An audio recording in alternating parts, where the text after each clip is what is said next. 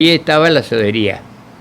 Entonces yo todas las tardes iba a la sodería, de los 9 años en adelante, porque ellos necesitaban un muchacho para que le lave los sifones y le cargue los cajones en la jardinera. En ese entonces se repartía todo con jardinera, ¿viste? Y bueno, aparte aprendí a reparar los sifones, lavábamos las botellitas que ellos fabricaban lo que era la chinchivira. La chinchivira. Y la naranjina. Y la naranjina. Es lo que se tomaba en los bailes. Claro. La chinchivira. La chinchivira. ¿Y qué sabor tenía la chinchivira? Tenía un sabor exquisito. ¿Sí? Era... La Sevenán tiene un poquito parecido, pero no es lo mismo. No sabor lo mismo. Único. Sabor único. El jarabe era norteamericano. ¿Sí? Importado. Venían unas damajuanas de vidrio de 50 litros. Vos sabés lo que era, los cajones venían de 24 botellitas. Esas botellitas había que primero sacarlo y limpiar los cajones porque seguro que le ponían porquerías abajo. ¿De qué eran los cajones? ¿De madera o de metal? De madera, que metal. No. Bueno, quiero aprender con vos. Sí. Así que los sifones eran de plomo, vidrio, pesadísimo. Y los cañitos eran vidrio, plástico no existían, claro, claro. Todavía.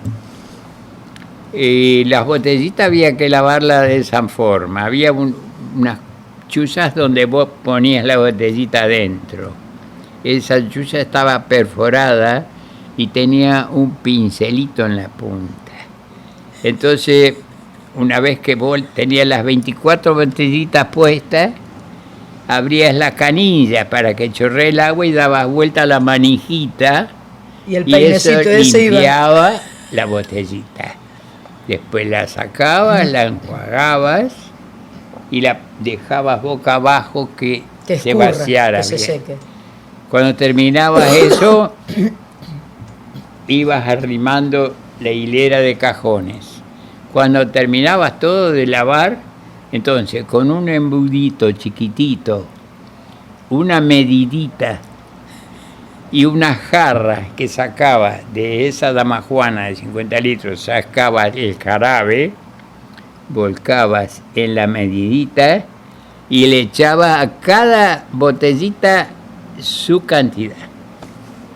Así era el proceso. Así era. Cuando todo estaba preparado, lleno, eso se arrimaba a la máquina, que estaba al lado de la máquina de la soda, que era la que le echaba la soda y después pegaba un pedalazo con el pie y la tapa corona tapaba. Toma.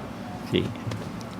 Pero había que volver a poner en los cajones. La primera vez en mi vida que yo tomé gaseosa, porque no sabía lo que era, el costo no daba, claro. ¿Viste? Porque siempre donde yo trabajé me sacaron el sueldo. Toda la vida. Todo era para la casa. Toda la vida, porque nosotros te lavamos, te planchamos, te damos de comer y vivís acá, te decían. Muchas familias hacían eso. Después, yo creo que era una costumbre familiar. Sí. Más que nada de mi padre, que también habrá pasado la suya, lógico. Y te daban 20 centavos por semana. Un liso valía 15 centavos. Uy, te quedabas con las ganas. Tomabas el liso chiquito, medio, había unos lisos chiquititos. Esa era la salida. Sí, cine, porque ibas el domingo a la mañana a limpiar el cine.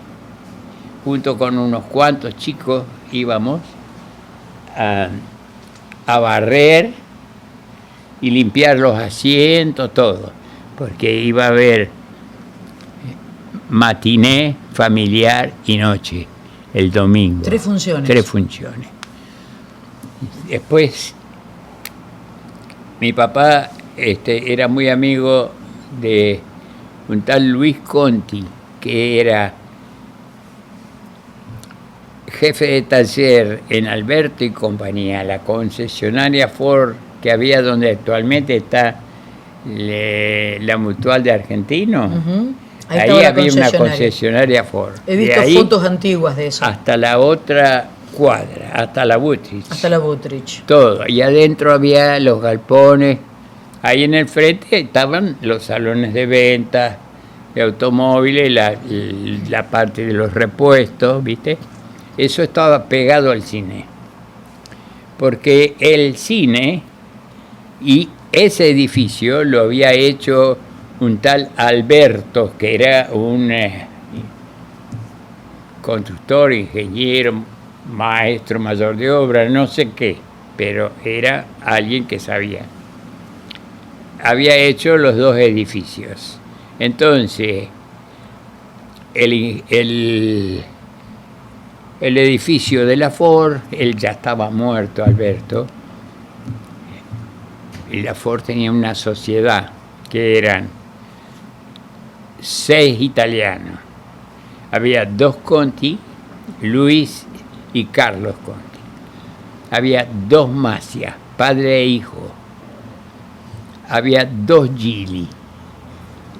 Pichón Gili, que lo sentiste que haber nombrado, sí, sí. Que es el que quedó vivo, el padre murió antes. Eran esos 6 socios. Más Alberto, pero Alberto porque era el dueño del edificio. Claro. Y éramos 57 empleados. 57. Trabajábamos cualquier cantidad. ¿Y ahí qué hacían, Luis? ¿Qué pasó? Reparaban automotores, mantenimiento, todo. ¿Y vos aprendiste solo? ¿Te enseñaron? ¿A los ponchazos? Yo aprendí ahí, más que un día le pedí a mi padre, veía siempre en las revistas que decía Instituto Americano de Motores, que vos podés estudiar, qué sé yo. Y entonces le pedí a mi padre si no podía destinar ahí unos pocos pesitos, eran por mes, te mandaban unos libritos donde vos ibas viendo, más que yo trabajaba en la Ford y me vino bien. Me recibí de técnico en motores de explosión, automóviles y técnico en motores diésel, que después me sirvió muy bien cuando hice el servicio militar. Ese me salvó para siempre. Bueno, la cosa es que iba al cine mi papá, porque después él quedó huérfano. Entonces ni bien pudo engancharse en la Marina, se enganchó en la Marina. Y hizo no sé cuántos años de Marina. Tenía mucha instrucción militar. Entonces lo buscaron para la policía. Pero ¿qué pasaba en la policía? La política en aquel entonces era que el que entraba echaba a todos los que estaban y ponía lo suyo. Claro. ¿Viste? O sea que desde siempre. Y entonces a él lo pusieron y lo echaron 2 o 3 veces. Y un día dijo, basta, no quiero saber más nada. Y lo vio un viejo amigo que tenía, que era, no me acuerdo cuánto, era un tour, que era gerente de la Buttrich en ese entonces. Le dice, che, venía a trabajar conmigo, deja de joder. Se fue a trabajar a la quesería. Y ya trabajó montones de años ahí en la quesería.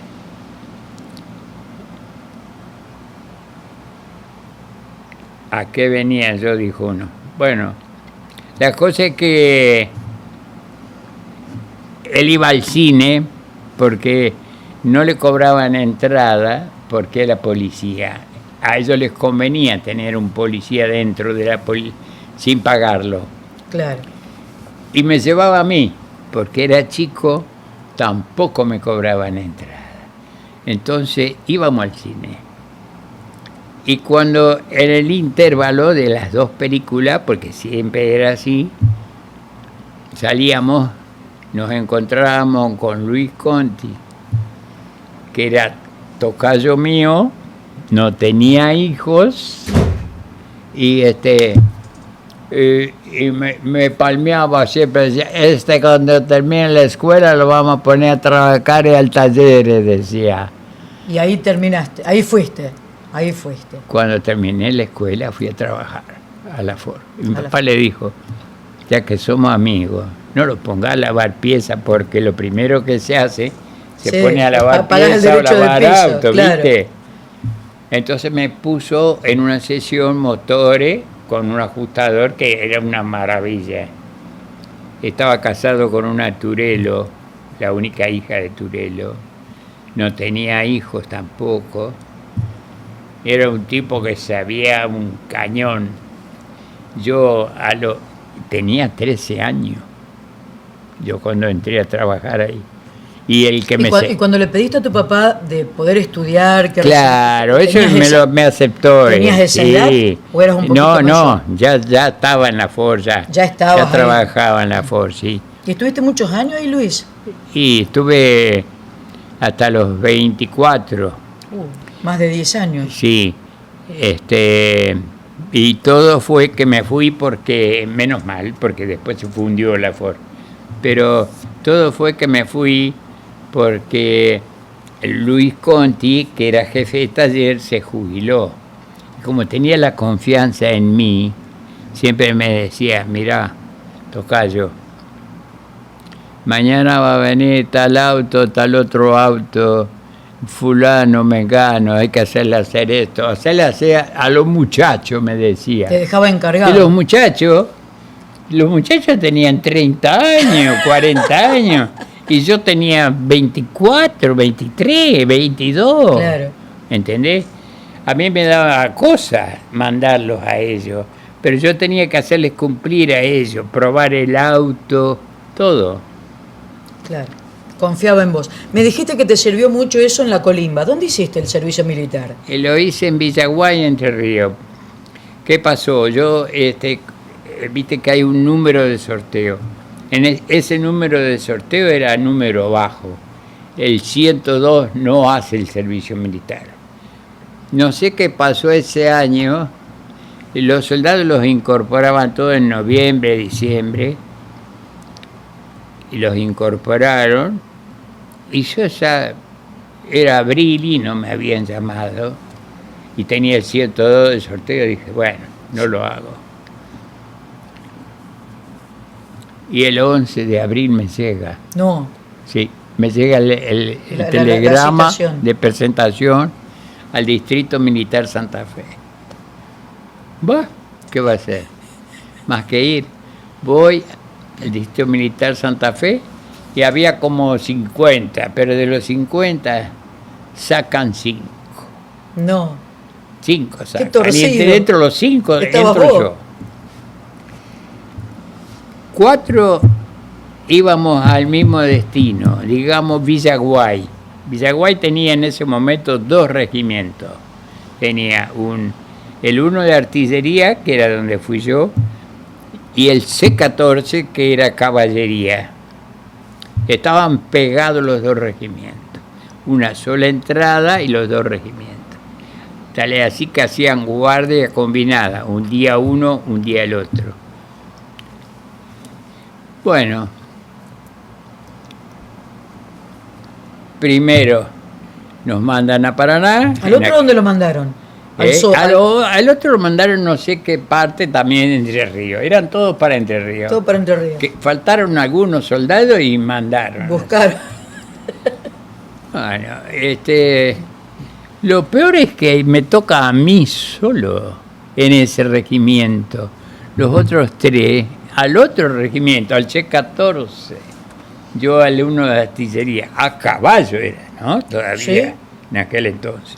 No más que se estaban transformando ya, ¿viste? 37, en el 57. Claro, se estaban transformando, ya era año 58. Ya 58. Sí. Claro, porque en abril te habían citado, claro. Y lo habías cumplido en diciembre. Había habido, lo habían tumbado a Perón en el 55.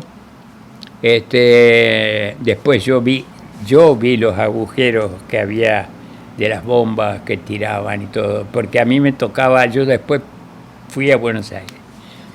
Pero la historia es así. Yo llego al regimiento solo, porque no había nadie. Sentía gritar por allá, que los estaban bailando, por allá otro, pero no había nadie. Había una sola mayoría, se llama ese lugar a donde es todo lo que es escritorio, todo lo que... De ahí dirige el jefe, el segundo jefe, le está la telefónica, toda la central está ahí. Entonces la única puerta que veo abierto me meto. Había un sargento ahí que me toma los datos que yo llevaba de acá de Santa Fe. Me dice, bueno, dice, usted dice, tiene asegurado el puesto, me dice. Porque dice, acá, con los cadáveres de vehículos que tenemos, tenían todos camiones canadienses, todo viejo, destruido, tirado, parado, porque era un regimiento castigado. Los regimientos castigados eran los que habían estado con Perón, ¿me entendés? Entonces a eso los castigaban, no le mandaban ropa nueva, le mandaban una ropa que usaban los otros, la comida era mala. Los todo vehículos, todo lo peor era para los ellos. Regimientos castigados. Y de entre de esos estaba un capitán, que después yo salí chofer. Entonces me dice, usted nunca le va a faltar trabajo, las 24 horas del día va a estar engrasado, me dice, de pie a cabeza, me dice. Nunca le va a faltar trabajo. Lo tenías todo ahí deteriorado. Pero, me dice, tengo otras propuestas para hacerle, me dice. El tipo fue muy honesto, sargento primero blanco, nunca me voy a olvidar de él. Me dice, hay un capitán, no era capitán en ese entonces, era teniente primero. Hay un teniente primero, dice, que tiene un Mercedes-Benz gasolero, me dice, particular, que no es del ejército. Dice, el milico que tenía el año pasado se pasó un bidón, me dice. Dice, y está buscando un chofer que sepa de diésel. Dice, porque lo que a él le interesa es que le hagan el mantenimiento del auto. Claro. Después lo demás, ¿no? Dice, si le interesa, dice, dentro de un rato va a venir, me dice. ¿Lo quiere esperar? Bueno, sí. Le dije yo, bueno. Antes de ponerme el overol, lo espero. Salí ahí afuera y me senté ahí en el suelo a esperar, y al rato sentí traca, el Mercedito que llegó. Se bajó, era un tape peticito así nomás. Taconeaba, ¿viste? Vieron los militares. Bigotito. ¿A los Hitler? 29 años tenía. Yo tenía 21. Claro.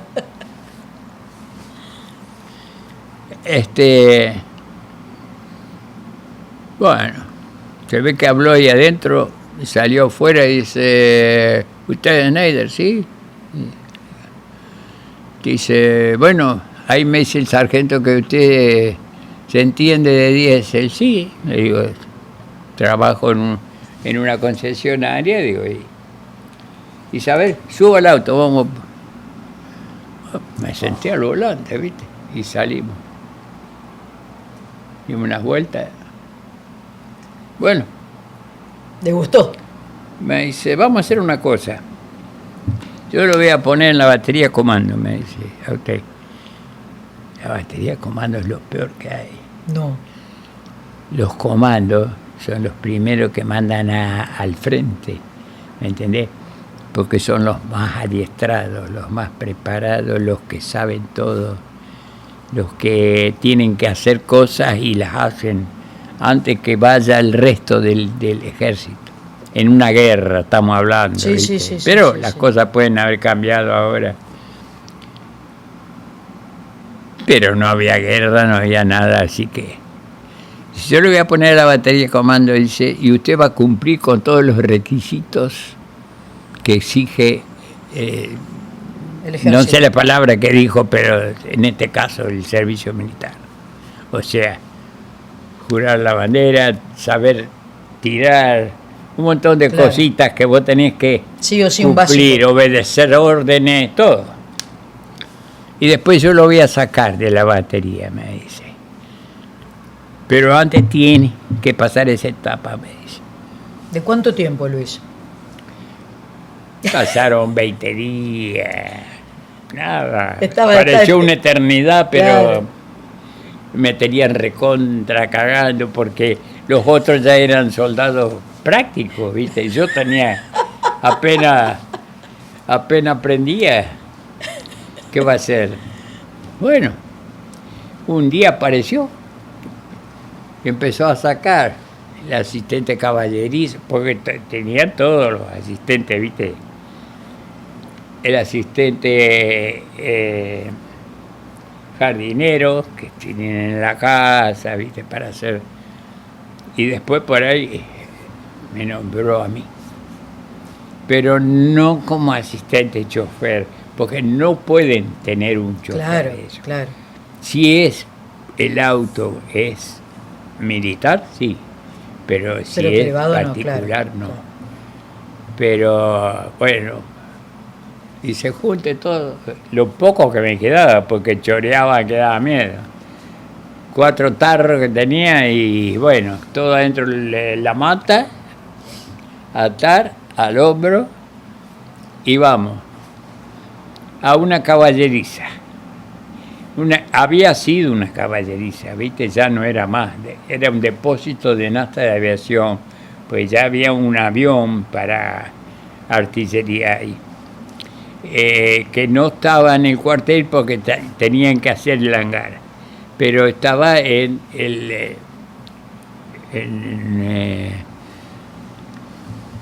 los lugares donde guardan los aviones. El hangar. Un hangar de un club Sí, un aeronáutico, aeroclub. de ahí de la ciudad. Que la ciudad estaba a 5 kilómetros más o menos. Pero antes de entre el cuartel estaba el C-14, el 1AC2,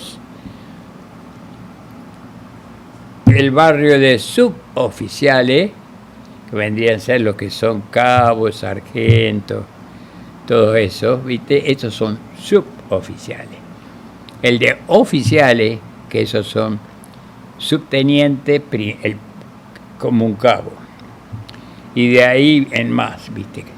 Capitán, todo así, hasta general, todo. Y después recién había un hospital llanura, un hospital inmenso que parecía una ciudad, y después la ciudad de Villaguay. Todo ese trayecto, era todo camino de tierra, Claro, claro. Para ir de Paraná a Villaguay le iba 1 hora y media, más o menos, ¿viste? Nosotros Año fuimos 58. en tren, nos mandaron en tren, solos, nadie nos manejaba. Pero el tren iba hasta Rosario Tala y volvía a Villaguay. 9 horas le puso. Esos trencitos que vos mirabas así los cada tanto. agujeros en el piso. Veías pasar. Veía la tierra, todos los yuyos, todo. Bueno, para entretenerte. Decir que iban juntos, iban muchos rusos, alemanes, que se movían y llevaban comida, ¿viste? Llevaban pollo, asado, ¿viste? Y te invitaban, así que hambre no pasaba. Había unas rusas alemanas hermosísimas, ¿viste? Con unos ojos que daban una bien. maravilla, rubias y ojos celestes. Yo me puse a charlar con una ahí, pasamos la tarde lo más lindo, ¿viste? Y me pidió los datos. Entonces le dije a dónde ¿A dónde iba, todo. Me anotó. Y como a los 2 meses más o menos que estaba en el regimiento, llamó por teléfono. Mira, Y, se ve que le tocaste el corazón. Andás a ver. Sos un picaflor vos. Y tenía más o menos pinta, ¿qué querés? Claro, 20 años, claro. era un pibe. Con 20 años yo parecía un pibe. Si yo te muestro una foto de cuando me casé, vos no lo vas a creer. De la pinta que tenías. De que era un pibe, realmente. Luis, y después cuando, bueno, mientras la vas buscando te pregunto, estabas ahí en esa caballeriza y ya después... Bueno, ahí por ejemplo, había un altillo. Yo me quedó el altillo, era una cosa ancha así, más o menos, viste, larga. Ahí hice mi rancho. Viste, llené mi colchoneta de paja porque no iba a llevar colchón ahí, no había nada. Y entonces a la mañana el soldado que salía a repartir el mate me llamaba y ahí adentro estaba el depósito de nafta de aviación. Estaban todos los tambores. Lavaba la ropa con nafta de aviación. ¿Sí? La sumergía así, la colgaba. Impecable. Quedaba planchada y todo. Ni olor tenía. ¿No? No, nada. Sí. Y bueno, después entonces yo iba a la casa del capitán en el barrio, lo llamaba a él por la ventana del dormitorio, él se levantaba, desayunaba y yo lo esperaba, salía, íbamos, por lo general íbamos al aeroclub, ahora me salió, el aeroclub, a volar. Él volaba 1 hora por día para hacer más horas. Me llevaba a mí, volaba ellos juntos. Y al final, ya después de tantas horas de volar, él ya me decía, yo sentaba atrás, porque son 2, ¿viste? Claro. Me decía, bueno, así podés manejar, lo podía manejar de atrás, ¿viste? Te enseñaba. Decía, no me sirvió de nunca de nada. Primero, bueno, pues no tenía avión, no tenía nada. Pero me di el gusto, va. Y después un día me dijo, yo le atendía al segundo jefe, tenía una coupé Ford, pero era del ejército. Y tenía un zumbido en el diferencial.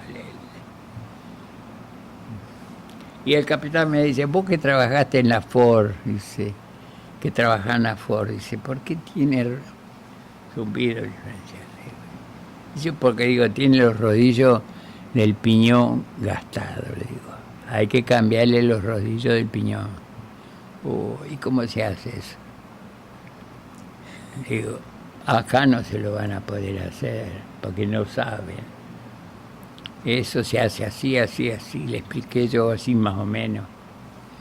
¿No te animas a hacérselo? Sí, le digo, si me dan el tiempo.